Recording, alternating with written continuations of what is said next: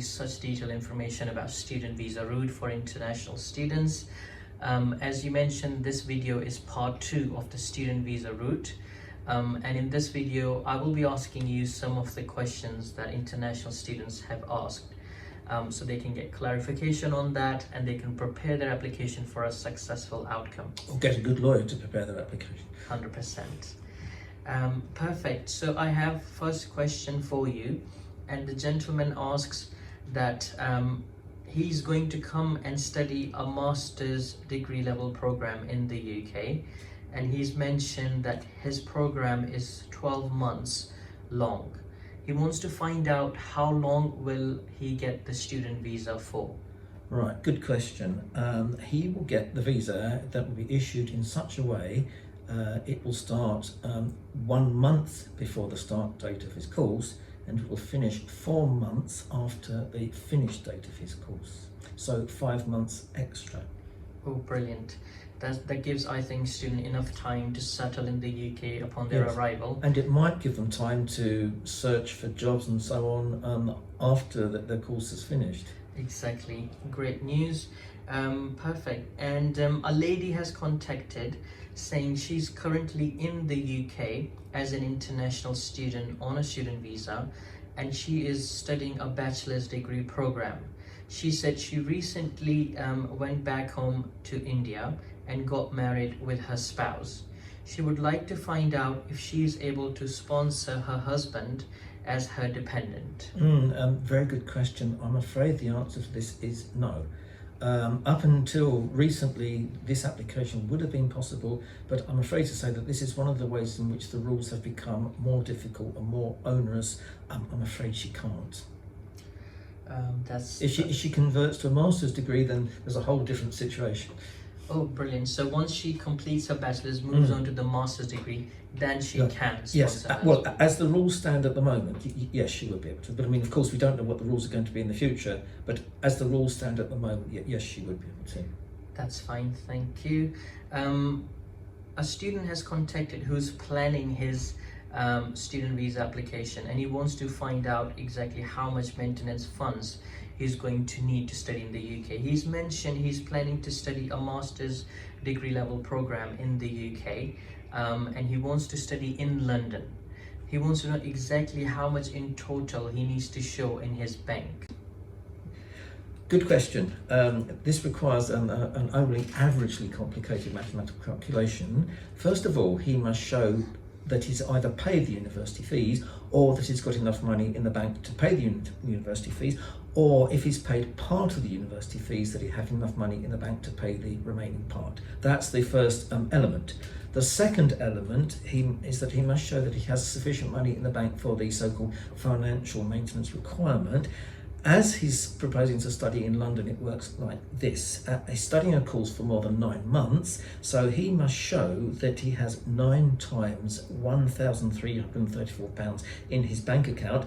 By my calculations, this is £12,006. So he must show that he has at least £12,006 in his bank to satisfy the financial maintenance requirement, and that money has been in his bank for at least 28 days. Perfect. Great, thank you very much. A couple has contacted us confirming that they are in the UK for over 2 years on a tier 2 work visa. The lead applicant is the lady and her husband is her dependent. They wish to switch within the UK to student visa route, and they want to know if they need to meet a financial maintenance requirement for student visa. Do they both want to switch to student, or just the lead applicant? Just the lead applicant, and the husband will apply for student dependent visa. All right, I can give a really good answer to this question. There is no financial requirement. This is one part of the rules which has been made much easier and much nicer. Because she's been in the UK for at least 12 months, she won't have to meet any financial requirement. Brilliant, good news for the couple, less requirements to meet. A student has contacted asking regarding English language requirement. she mentions that she's planning to study a master's program in the UK, and she wants to know what bands or level of English is required to meet the English language requirement. Well, the general answer to this question would be that for a master's degree, she must satisfy a B2 level requirement. This could be in the form of a dedicated B2 English language test, but it could be that the university will have its own method of assessing her English, which should be based around B2 level. So it could be either of those, but generally she must show that she has a B2 level of English. Brilliant, perfect. As we know, there are different business visa categories recently being introduced. One of them is startup visa, which is quite popular among students. And our next question is related to that. A student is asking whether he can switch from within the UK from student visa to startup visa. Good question. The answer to this is yes, he may be able to. The switching rules do allow this. This isn't a blog about startup visa, but let me just tell you one important and interesting fact. Switching from student to startup could be a very good option because startup visa applicant doesn't have to show any specific mathematical figure of funds to invest in the business. So for your average relatively impoverished student, this could be actually a very good visa route. Brilliant, that's really good news for a lot of international students because they do want to become a business person in the future and they want to start somewhere. So this visa route opens a good route for them, good door for them. Thank you very much. I've got one last question for you, please. And this is slightly complicated because we thought this was not possible before, but we are very surprised that it might be. If a person is in the UK on a work visa or let's say a spouse visa, and they want to switch to student visa route, will they be able to do that under the new student visa rules? Yes. This is a major change which came about in December 2020. It's easier if I tell you roughly which kind of migrants can't switch into student visa. You have to be here legally, of course.